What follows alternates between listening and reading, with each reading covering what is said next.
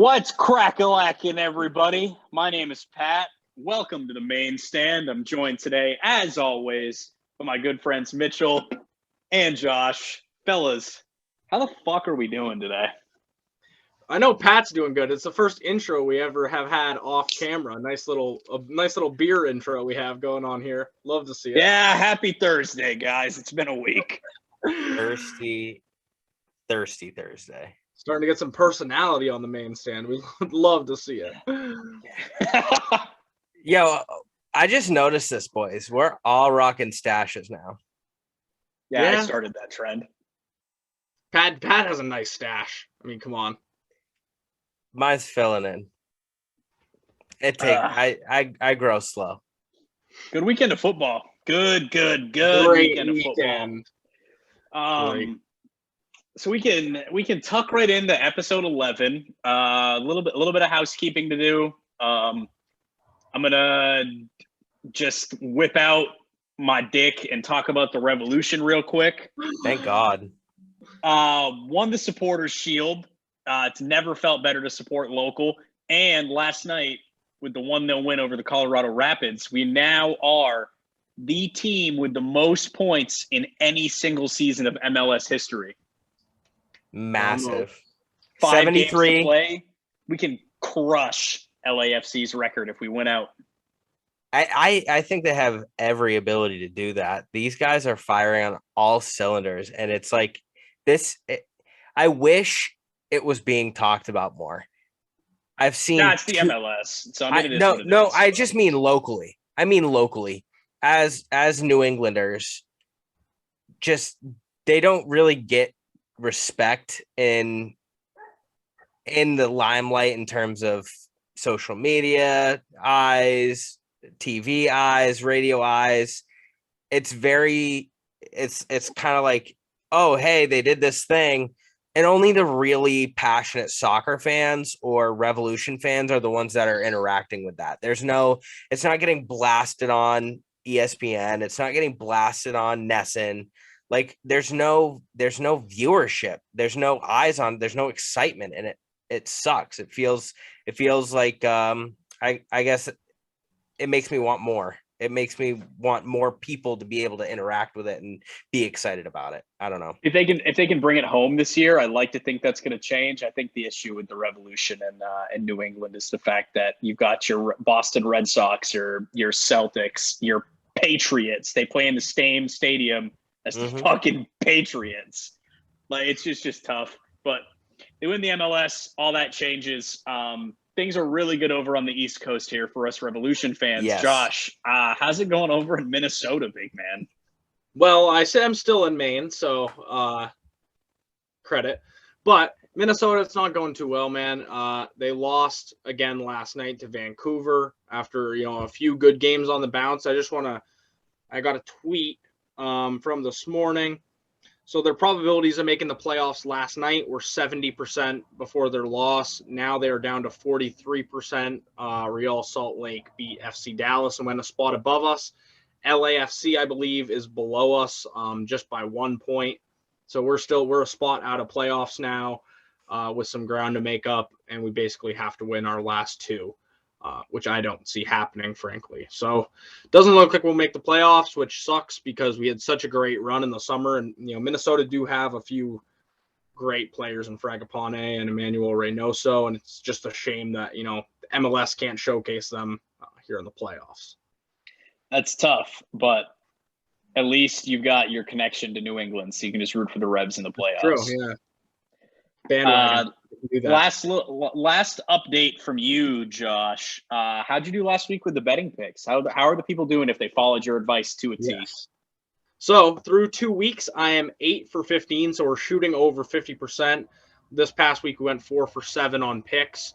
If you put $100 bet down on all the picks we've made so far, you're up $153, which isn't too bad. So hopefully we can keep that number going up. Got to follow the line. Yeah. Oh, yo, actually, I have an impromptu update about myself. Oh, no. Because you guys ready to hear, I had the best weekend of FPL in my fucking life. You guys ready for this?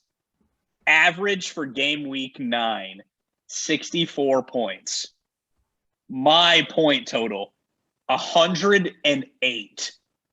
I had Captain Salah and I had Mount in the side, baby. Thank you, Liverpool. I do gotta say, like, watching, we're gonna get into this very shortly here, but watching the Liverpool United game with Pat was a phenomenal experience because the first time in our friendship and our history of watching soccer games together, I heard Pat cheer when Mo Salah scored every single time. I captained him, dude. It He felt got me so many fucking points. good. It felt so fucking good hearing Pat celebrate goals with me for the boys in red.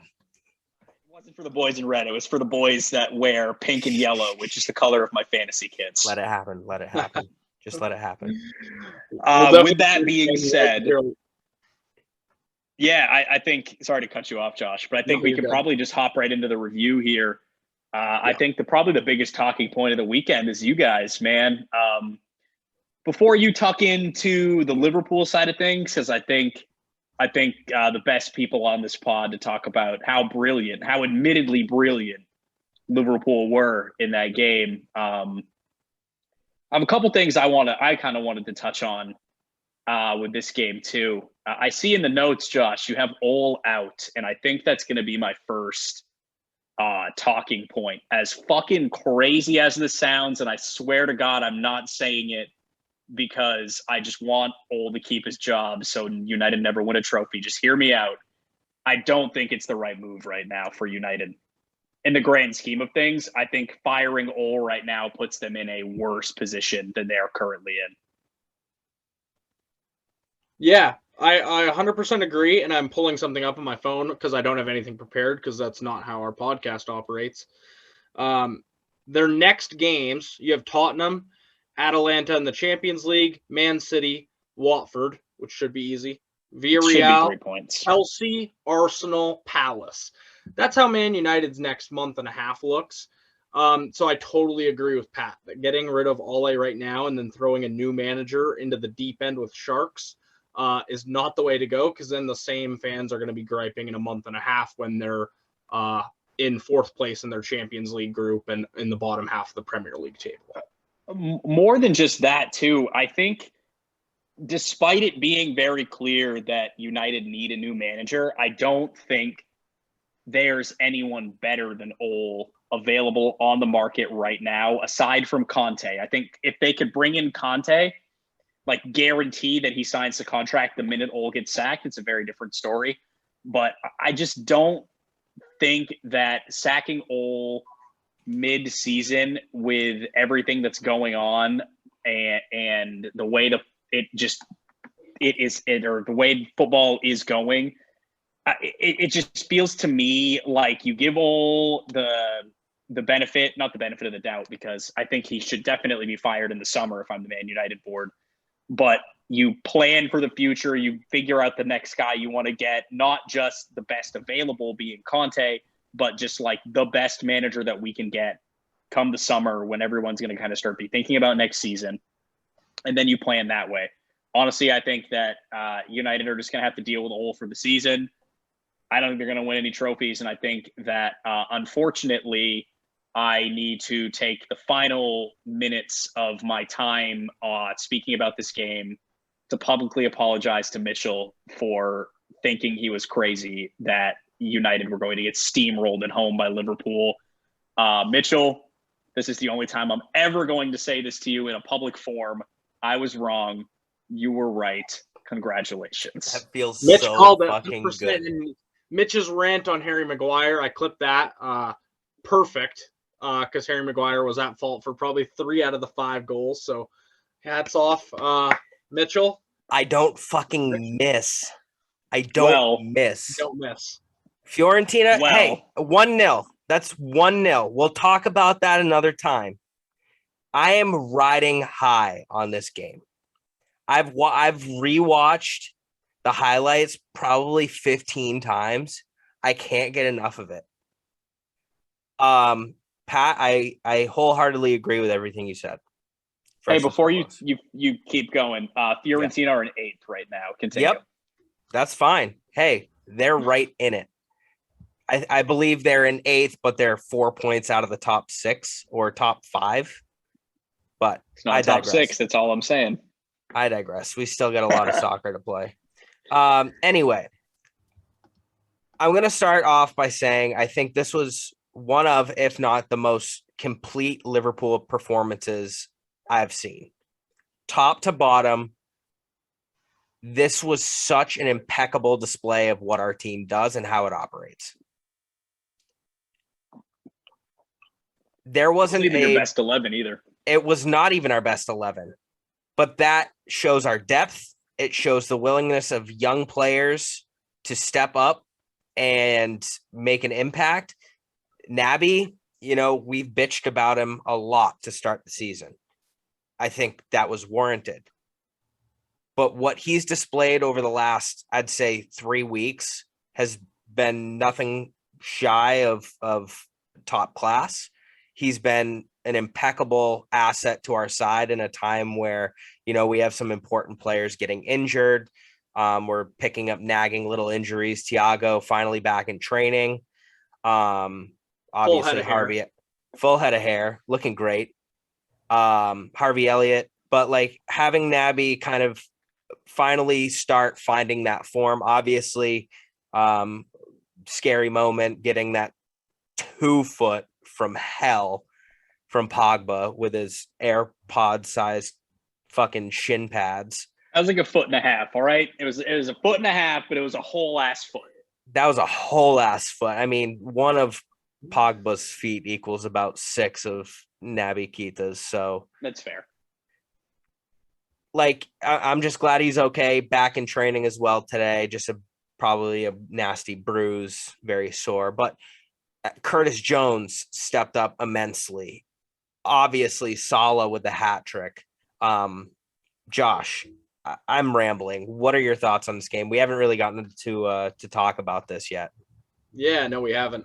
So Liverpool was missing a man on each line of their team. So Konate came in for Matip. Fabinho was out, so you kind of had Milner and Henderson sharing that 6th spot, and then Mane was out for Jota on the left wing. And like Mitch said, it was a perfect emulation of everything Liverpool is as a club and how Klopp operates them as a team, with Firmino pressing all over the place. Firmino had undoubtedly one of the better performances on the pitch, just the way he was pulling those defenders out of places for Salah and Jota to run into. I mean, he was just immense. And you have Salah solidifying that argument for best player in the world right now with 3 goals that showed different parts of his game. You have the first one, just kind of his speed, just darting in front of Maguire and those United defenders to finish that one. The second one's a little bit of finesse with that near corner finish on De Gea. And then the third one's a touch of dribbling. I know it was a heavy touch on the second one, but just the control he has. He scores a wide variety of goals, and he's just the best in the world at the moment. I don't want to dwindle too much on how bad Man United was, because they were awful, because I don't want to take away from Liverpool's performance, because it is truly one of the great ones that we're going to remember for a long time, especially being at Old Trafford. You have Ibu Konate making, a huge performance, and I thought he played really well. There's just so many good takeaways from this game. You almost get lost talking about it, because every minute of that match I enjoyed to the fullest, even when Ronaldo scored and the goal got taken aback. I mean, that was almost like scoring a goal in itself, and the emotion that released. So from top to bottom, just a stunning result and a stunning 90 minutes as a football fan. Yeah, it was a really, really good performance from Liverpool. I do want to say that. I do also think that this game genuinely shows the gulf in class between the top 3, the 3 that are going to legitimately be fighting for the title this year, being Liverpool, Chelsea, and City, and the rest of the pack. Chelsea played against this Liverpool side a man down, defended extremely astutely, and managed to come away with a point. City went toe-to-toe with this Liverpool side, fucking battled it out in what was currently the best game of what has been a short season so far. Both teams came away with super, super well-earned point. And then Man United were at 6s and 7s at the back. They had one of the most disorganized presses I had ever seen. Their midfield got cut through like Swiss cheese, and you guys put 5 past them. So I think, if anything, this game was a statement that United are not in this title race, and it's a 3-team race right now. I'm curious to see how Chelsea do when we start hitting the more congested winter fixtures and they start playing teams of note. And on a similar note, if AFCON happens, I'm interested to see how Liverpool fare through that. Believe it or not, I feel like if AFCON happens and we hit this winter window with you guys having Salah and Mane not as readily available, and Matip too, I think it feels like City's title to win if they can come through the winter like they did last year. But it's a lot of variables. I'm just really excited for what this title race is going to bring. Naby as well, right? Naby too. Guinea. Oh yeah. Yeah, and just to touch on, I want to touch on Man United before we hit on this topic, because just how many of those players performed so badly, especially Luke Shaw, nowhere to be found. Maguire and Lindelof, shambles at the back. Pogba comes on at halftime, gets sent off in 15 minutes. I mean, no discipline, and I'm starting to fear that I agree with your argument, Pat, that it might not be the time for Ole right now. But he should go. He should go. I think he's lost the locker room or dressing room. Excuse me. I think that's what scares me a little bit with him in Man United, is that you see Ronaldo on the field. I don't know if you guys saw the video of him doing Ole was giving directions and pointing in different directions, and they did a side-by-side of Ronaldo, and Ronaldo's basically mocking him on the other side. So that happened. He was just doing Aymeric Laporte's goal celebration, actually. And Pogba just not having any discipline coming on. I mean, you're obviously getting instructions saying, just keep this one tight, like nothing stupid. And to do that one, I just don't see Ole having much influence in that dressing room. And that's something that usually isn't tolerated at Man United. And these teams do make kind of brash decisions when it comes to their managers, especially in the last 10 years with clubs like Chelsea and Man United. So it wouldn't surprise me. And it's probably the right move, in my opinion, to move on. There is one manager you didn't say, Pat, that is available, and that is Zinedine Zidane. It's a long shot. Yeah, but all right. With Ronaldo, it's a shot. My thing with Zidane is United don't need another man manager. They need a tactician. It doesn't matter how much you can get out of these players, because Ole was doing it for his first couple of years. He was getting the most out of his players, despite probably only being able to envision a 4-4-2 and a 4-3-3 in his head. And they were still getting some big results here and there, and they looked all right. Zidane is really similar. When Zidane's back was to the wall in those 3 great years with Madrid, it was cross the ball from the left wing and pray Ronaldo scores. Yeah. There was no tactical adaptation, I should say, for his sides. A lot of the 3 years of the Champions Leagues that they won with him, I felt were genuinely down to brilliant man management, getting all those egos to come together for a common goal, and 11 phenomenal individuals on the pitch that knew how to pick up for one another. I don't think Zidane is the right man for this Man United team. And I think that game showed it. In terms of the Ronaldo talk, I mean, there were times Ronaldo, every time he touched the ball, it just didn't feel like anything was going to come of it. There was no like grouping. There was no coming together moment one time in that game. The Pogba red card, obviously Ronaldo's goal gets called back on VAR. It was a close one, but obvious offsides. But it still didn't feel like it took any wind out of our sails. There was no pressure. And that tactical side needs to be able to work around possibly in a declining Ronaldo. Like, obviously he's reached his peak, his pinnacle. He's aging. It happens. Messi's doing the same thing, but he's keeping up. But Ronaldo isn't going to be that individual player forever. He needs pieces around him that are going to be able to help him produce. And right now, there isn't any build up together. It's lost individual. his cool on that play with Curtis Jones too, and then Robbo gave it to him. Love to see that. Robbo, Van Dijk, and Trent all came, and then Curtis got right up in his face. I love to see that. Ibu manhandled Fred off the pitch. One hand, just let me move you over here. Like, I don't know. I would have loved to have Cam come on and talk about, his point of view from the United side, because I think he does make some good points. We were able to talk about it a little bit. I just think there's a lot that needs to change, but it can't change overnight right now. It's kind of like you're between a rock and a hard place if you're United. I just don't think it makes sense to change much right now, because nothing's going to change. Right. It's not the time or place, and it's gonna be a frustrating year, I think, for United fans. Luckily I'm on the blue side of Manchester, so all I have to be upset about is we're not going to 5-peat in the Carabao.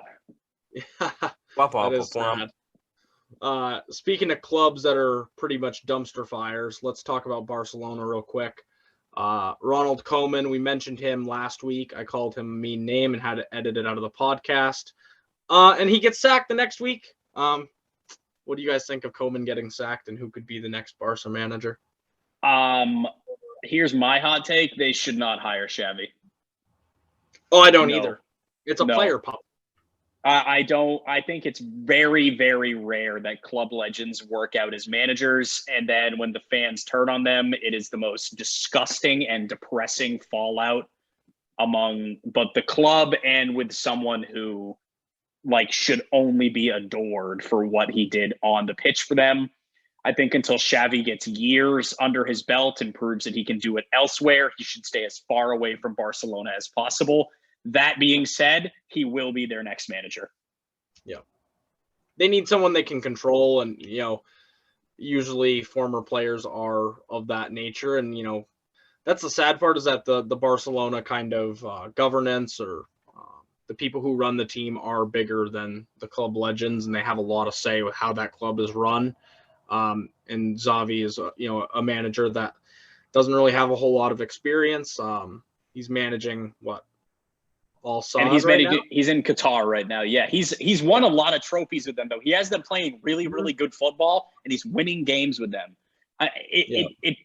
You can draw some parallels between, I guess, his appointment now in comparison to Pep's appointment when his only coaching experience prior to the Barca first team was the Barca third team.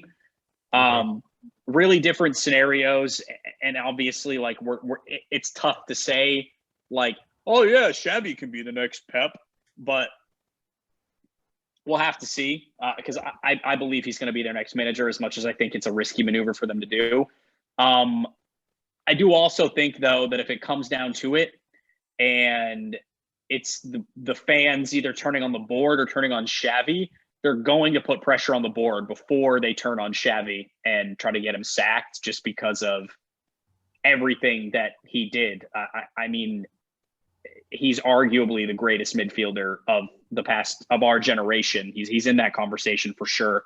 And he was an incredible servant to the club. He's a legend among Barcelona fans. So I think it's a smart appointment. Like you said, Josh, he's someone who's going to go along with the board, and he's going to do what they say.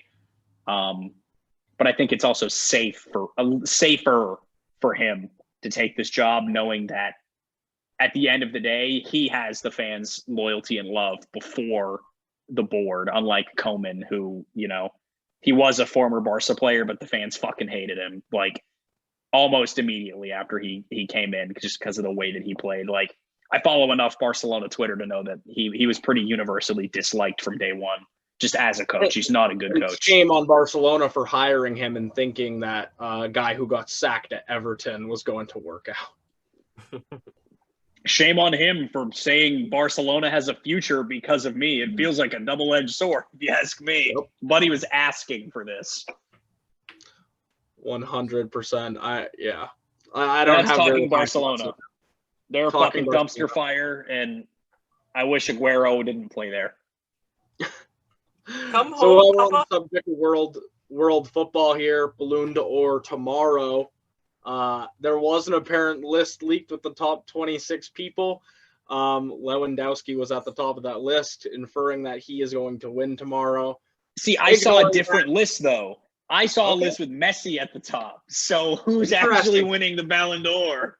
So let's ignore the Messi Lewandowski talk, and let's just go around and each pick who would win in our minds, noting that there wasn't one last year.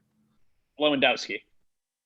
In my opinion. I think if you look at a 2-year stretch, which I don't know, even if you look at last year, I think it's Lewandowski. Barely. I think over the 2-year stretch, you look at the year where there wasn't a Ballon d'Or, and then you take that into account for this next one, it should be Lewandowski. If you're looking at just this year, maybe Messi edges it because he finally won the Copa America. He had a pretty good club season with Barcelona. He even managed to win them Copa del Rey, I believe, right? He won the Copa del Rey with them last year. So won a club trophy, won the biggest international trophy possible for him outside of the World Cup, because the World Cup wasn't happening. It was the Copa America instead. Player of the tournament in the Copa America. I said Lewandowski, but no, Messi. Messi should win the Ballon d'Or this year. Messi is my vote. Unsurprisingly, right? I think Messi over the last year and a half checked a lot of boxes that were, I think, hindering him personally. I think he was able to kind of, obviously he's already done so much, achieved so much. So to be able to finally be able to do a little bit more, push his country further, I think that speaks volumes to who they would pick as the winner of the Ballon d'Or. But I do think Lewandowski puts in a very good case to win it himself. I do want to say that I think both of them are very, very deserving of the Ballon d'Or. I think whoever wins it, it's well deserved, but it should be one of those two. Yeah. My vote is Messi as well. The Ballon d'Or is not my favorite voting system, or I don't really love the criteria that they use to pick the winner. Never have, and I don't think many people do. It's a lot based on the trophies you win, and like you said, Messi won the Copa America, that was a big check mark for him to hit, and you got to kind of praise it, especially with the Argentina team he won it with. Yeah, dog shit Argentina side. So you do got to give him credit there. Lewandowski is obviously a fantastic player as well. I think next year is going to be Salah's year. He's not quite there yet because the Liverpool's trophies weren't there the past year, so that's why I'm not going to say him. Aside from that, I hope anyone but that rat Jorginho wins it. Yeah, man, I'm glad you mentioned it. Don't be surprised to see him on the podium. I hate it, man. He's going to be third. It's bullshit. I think it's upsetting. You know what I mean? Like, it's a joke. Whatever. We got people that like Chelsea to listen to this podcast, but I don't give a fuck. He should be nowhere near that Ballon d'Or podium, man. He's a perfectly fine holding midfielder. He's all right, but what was he doing before Tuchel came in and started playing terrorist ball with Chelsea to make all of his defensive players look like they should all win the fucking Ballon d'Or? I could rant forever about this, but if Jorginho wins the Ballon d'Or, it feels like when Modric won the Ballon d'Or to me. It's a pity Ballon d'Or just to break up the cycle. He does not deserve it. I don't care. End of story. Yeah, I mean, he's a BTEC Henderson. No, I think he's bad. All right. Let's move on. We don't have to. I don't feel like arguing anymore. And that's Josh's hot take for the month. That's hot takes for Josh. BTEC Hendo. Somebody put a He's muzzle Hendo on this guy. with about the same level of jawline handsomeness. With a lot more dye in his hair. Yeah, he's Hendo with fucking bleach tips. All right. We got a couple of previews to run through. Josh is going to give his betting picks really quick, we've kind of started doing here. we don't need to review any other games, do we? Before we jump, there's not really much to talk about. Norwich fucking suck. Arsenal beat Villa like I said they would. Chelsea beat Leicester beat Brentford. Have Norwich sacked their manager yet? No, they haven't, which is really surprising to me. Who are they going to bring in? Awful, you gonna have fucking Timu Pukki player manage? Like, who the fuck's going to coach the team? Do you guys see who's in the top 3 of the championship right now, too? Is Fulham about to come back? Fulham, Bournemouth, West Brom. Holy fuck, dude. They're back. It's science, man. Norwich is going to go down, and next year they're going to score like 100 points and have like the best championship year ever. Pookie's going to score 40 goals at 36 years old, and they're going to be right back. Say they're staying up because I will be wrong, which I'm openly admitting that was me trying to make a hot take pan out at the start of the year, and it didn't. Norwich fucking suck. And Palace are staying up. You are wrong. Fuck yeah, they are. Did I have Palace? No, I had Southampton. I had Southampton. Southampton are staying up too. No, they're getting relegated. Fuck. Burnley's going down. Burnley, thank fucking God. Anyway, let's talk about this upcoming weekend. We got 5 games real quick in the Premier League to run through, and then I can't count bullet points in the Around the World segment. I think that's 7, but 6. I went to public school. 6. We got 11 games to go through. Actually, the Premier League, it's a pretty good weekend here. We got Leicester Arsenal kicking off on Saturday morning. I like the Leicester money line here. I think Arsenal just don't have the defense to mark Jamie Vardy. And Leicester have depth and goal scorers as well. So I disagree with you, big man. I think Arsenal? I think Arsenal are taking this game. I think they're in great form, man. I think they have the confidence after next week. I'm picking Arsenal this weekend. I'm going 2-1 Arsenal. Pick. I'm following Pat to a T on this one. Ooh. I think Arsenal's back line has been playing a lot better since Tomiyasu's come into the side. I think they will have the tools at bay to hold them off, and I think Arsenal come away 2-1 as well. Who does Salabia come in for into this Arsenal back 4 after he comes back? You slot him in for Ben White, or do you go to a back 5? Who's the other one, Gabriel? It's Ben White, Tomiyasu, right? He's a center back, or is he a right back? I think he's kind of Am I an idiot? I think he fluctuates where he plays. I'd put Tomiyasu out on the right and put him in center back for Gabriel. All right, there we go. There's Saliba. Rick's picks and Rick the tactician. Yes, correct. All right, moving on. We got Liverpool-Brighton. I'm not going to go against you on this one. Liverpool are going to fucking murder Brighton. Yeah, Graham Potter's a class manager, but Liverpool's going to win this one big, aren't they? Are we having 3 straight 5-0s? No. You might. We pumped them, so you might pump them. I think we're going 3 straight 5-0s, boys. And to have Thiago back in the side, I think is going to be immense. Dude, his thumbs up are really invaluable. Hey, Klopp can hug him and throw him into the air like a little doll. I love it. It's great. Adam Lallana returning to Liverpool. And we're back at home. 5-0 all the way. Yeah, you're gonna kill him. So I have Liverpool minus 1.5. So basically, they got to win by 2 or more. Minus 140. So that's Liverpool are quite favored to win by more than 1 goal here. But yeah, that's the pick. Next one: Crystal Palace versus Man City. I have over 3.5 total goals on this one, mainly because I think Man City are going to score a shit ton, but also Palace just have a goal in them this year. Benteke is on form. Scored 2 headed goals on the weekend against Newcastle. Got 1 taken back, but just looks always ready to score. And you still have Zaha and a few other players as well that are pretty class. So I don't think we're scoring a shit ton. No? Nah, 2-1 City. Okay, wow. I think City are going to win, but I think it's going to be narrow. I might even go 2-0 with Ruben Dias in the back. I don't know if we're going to concede, but I don't think we're going to score 3, and I don't see Palace scoring on us if we play our strongest back 4 either. So I'm saying 2-0 City. Interesting.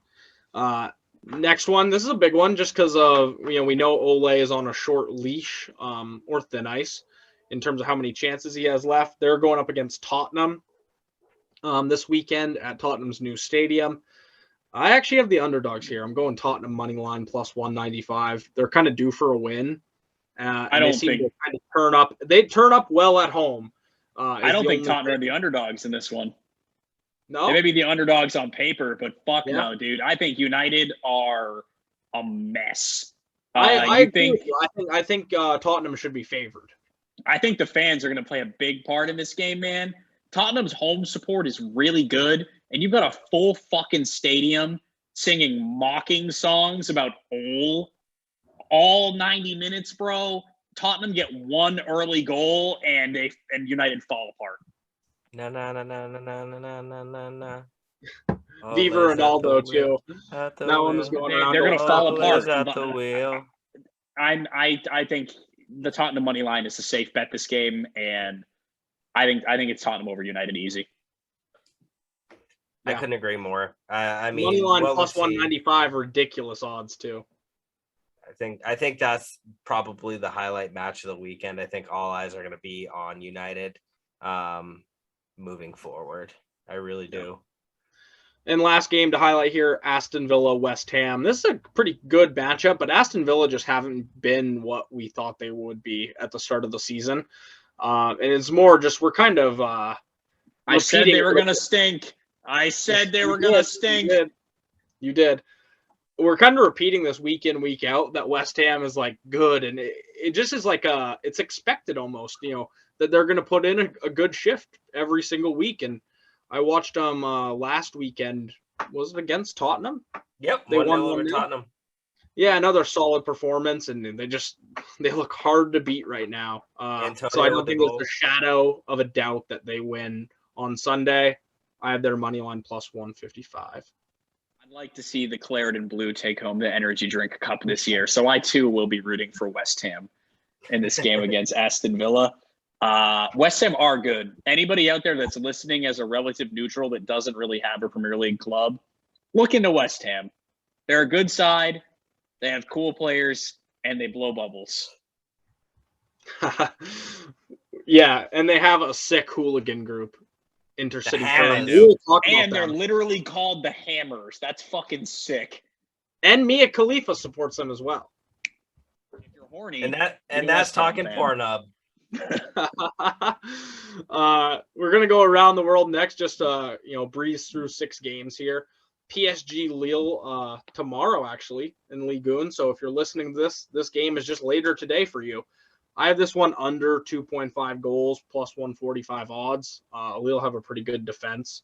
PSG haven't really been scoring kind of like what we thought they started the season super hot, and they drew with Marseille last weekend in a 0-0. Marseille had a goal called back, if I remember correctly. So the PSG look like they're like driving a stick shift, and they kind of fucked up somewhere, so they're sputtering a little bit for it's a really shitty car metaphor, but I'm not super convinced by him. Hey, thanks, man. I appreciate you. So we'll head over to Spain next. We got Atleti and Real Betis. So I have this one. I have a kind of an interesting pick on this. It's Atletico to win by 1. So that's an exact pick for them to win by 1 plus 175 odds. It's because I do think they'll win. I think they had a draw to Levante earlier this week or last weekend. I think they're going to get back on form, but a lot of the Atletico scorelines, even when they do win, it's by a very narrow margin every time. So kind of going by a late winner. Yeah, exactly. Staying in Spain, Sevilla, Osasuna. I have this one under 2.5 total goals, which is an easy pick in La Liga. A lot of these games, pretty narrow score lines, and that's minus 140. So this one's definitely a very favored pick. Pretty straightforward. We'll go to Germany. So Frankfurt versus Leipzig. I have this one, another prop bet. Christopher Nkunku to score, and that's at plus 230. He's been brilliant this year for Leipzig. 14 goal contributions already this season. And then we have 2 games in Italy to finish out the pod here. Atalanta and Lazio. I have the Atalanta money line minus 105. They're the favorites in this one. and the Roma-Milan game, AC Milan, obviously. I have the AC Milan money line at plus 205. Roma is somehow the favorites in this match.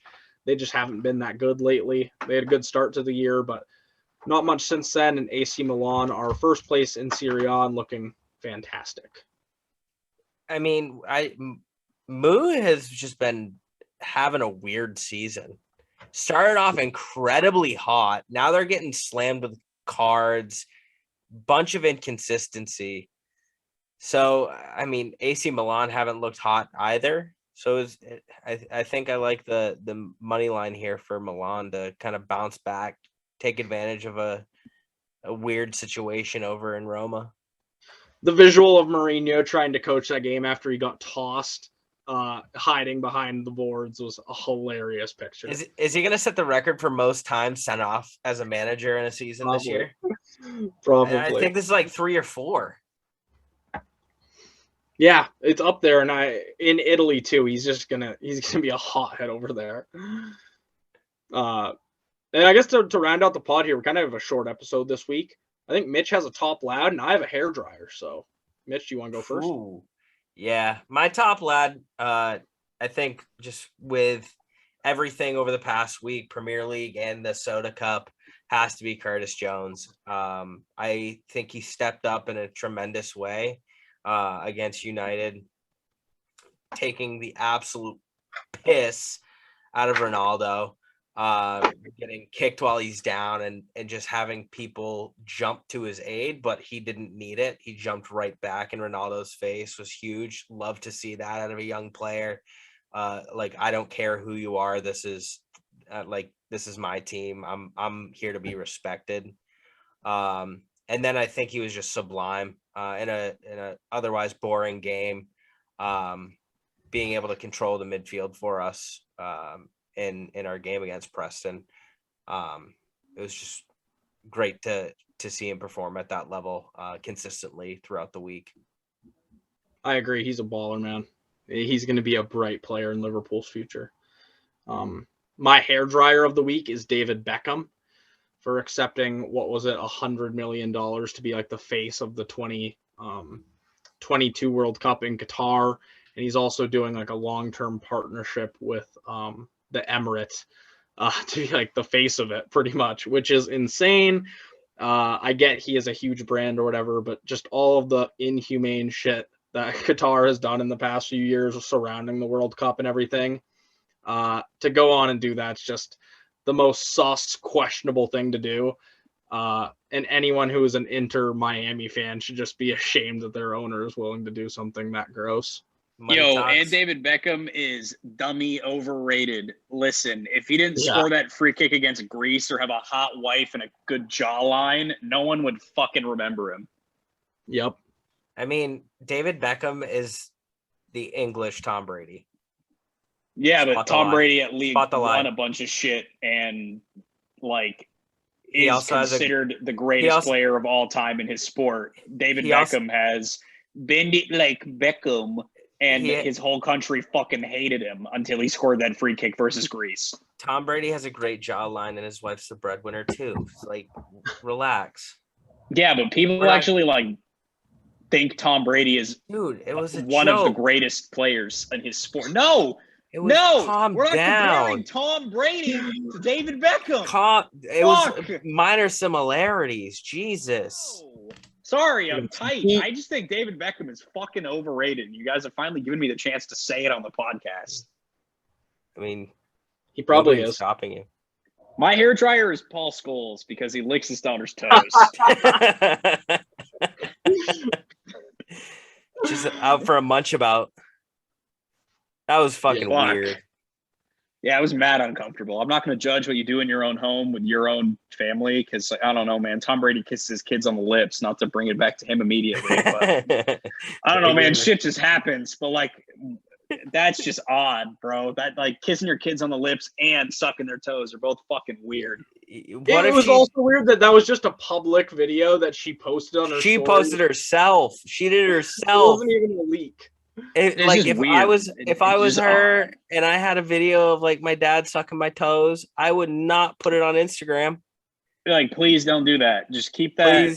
Please keep it in the vault, I guess. I just don't want that out and about. Like maybe she really needed her nails trimmed. You don't know. You don't know the backstory.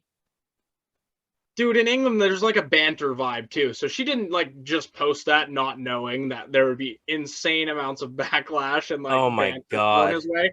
Yeah, you think she posted must an have done Instagram something story to it. knowing that her fucking husband was going to become a meme because he sucks his daughter's feet? He probably like took away her Porsche or something of that nature. That's just odd. That's weird. That's nonce behavior. Yep. Anywho, all right. Well, there's me being a fucking idiot. I think we can categorize that under the anything tab. You're sick.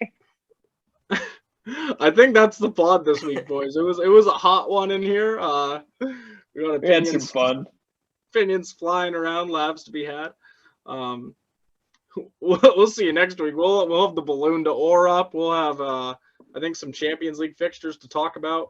It'll be a busy week. Yeah, good weekend. Hopefully there's some shock results, so hopefully you guys lose, so I can come on here and be a dick for 40 minutes. Shut the fuck up. That's when it's gonna get tense. Is when one of our teams starts losing, it's gonna get contentious. Oh, we're gonna get mad. Yo, imagine if we had this podcast during the fucking 18-19 season when Liverpool and City were neck and neck for like fucking 18 games. Oh my God, you guys, I would have done the season-ending episode by myself. I would have been fucking unbearable. You guys would have wanted to talk to me. Hey guys, it's Pat. Mitch and Josh couldn't be here. I'm hammered. What's going on? What's crack-a-lackin'? I'm recording this podcast on Sunday afternoon, 25 minutes after City lifted the trophy. I'm shit-faced. Let's talk nothing about Man City for an hour. Goes on the Instagram live, pissed drunk at 1 a.m. Oh, fuck yeah. I'll do it. I'll do it right now. Fuck it. We'll do it live. Okay, guys. We'll do it live. All right.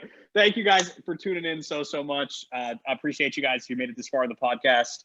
Don't forget to like, subscribe, share it with a friend. If you're watching on YouTube, hit the notification bell so you always get notified whenever we're posting these videos here.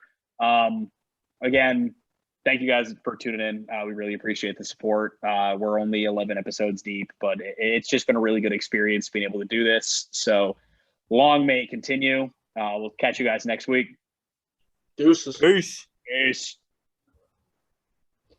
Fire. All right, Josh, it's 7:29. Go to dinner. We did it.